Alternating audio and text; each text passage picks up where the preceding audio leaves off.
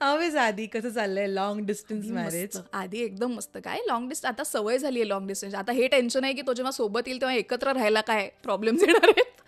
Tension त्याचं आहे. Long डिस्टन्सचं नाहीये टेन्शन आता.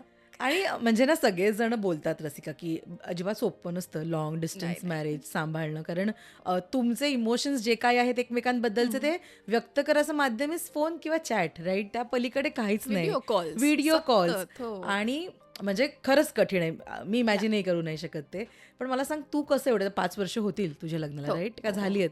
नाही, नाही. होतील, होतील. 2021 मध्ये हो, झालं ना लग्न, 5 वर्ष होतील हो. आता. सो काय 5 वर्षाच्या लाँग डिस्टन्स मॅरेजचा मूलमंत्र काय? मूलमंत्र असं कसं सांगू मी?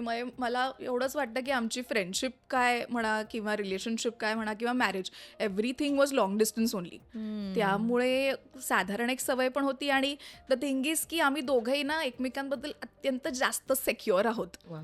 आणि त्यामुळे कधीच असं काही म्हणजे ना डोक्यात येतं ना काही there is no grey area in the relationship. Touchwood that's very nice about the whole thing. त्याची मदत होते आणि मला असं वाटतं की जेव्हा आम्हाला दोघांना एकमेकांची गरज असते तेव्हा we make sure that we are there. हं, की हं. तेव्हा मग आम्ही की अरे नाही मला हेच काम आहे तेच काम आहे कांट कम वगैरे असलं काही नाही करत आम्ही देतो आणि व्यवस्थित वेळ देतो हवा तेवढा.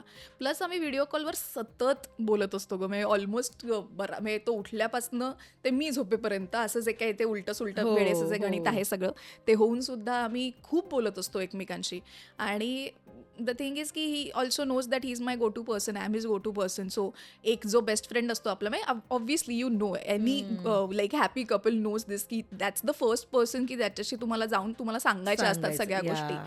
तर ते एक कनेक्शन असल्यामुळे आय थिंक माहिती नाही somehow it is smooth selling and I am really happy about that. भांडणं होतात पण लाँग डिस्टन्समध्ये?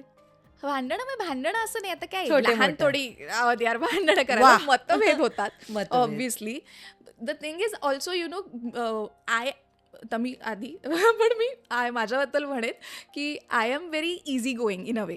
ओके. म्हणजे मी फार कुठल्या गोष्टीचा ना स्ट्रेस घेते स्वतः ना समोरच्याला घेऊ देते किंवा मला वेळच का देत नाही वगैरे हा तर माझा कधीच मुद्दा नसतो.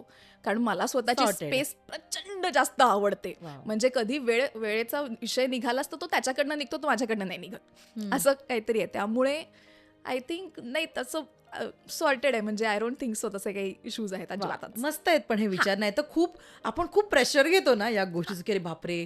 लाँग डिस्टन्स आहे, आता कसं होणार? मग जमणार की हो. नाही? खूप प्रेशर घेतो. तू रिलेशनशिपपासून ते आत्तापर्यंत कधीच प्रेशर नशील घेतलं. नाही. त्याच्यामुळे हे विचार आहेत आता? नाही आणि बिकॉज इट इज आधी मला ते प्रेशर आणि टेन्शन नाहीये. देत. हेही खूप महत्वाचं आहे. मला पार्टनर तसा मिळाला आहे ज्याच्यावर मी डोळे झाकून पूर्णपणे विश्वास ठेवू शकते आणि I hope he is doing the same with me. That is why काहीच प्रॉब्लेम येत नाही अजिबातच. जबरदस्त यार! मस्त.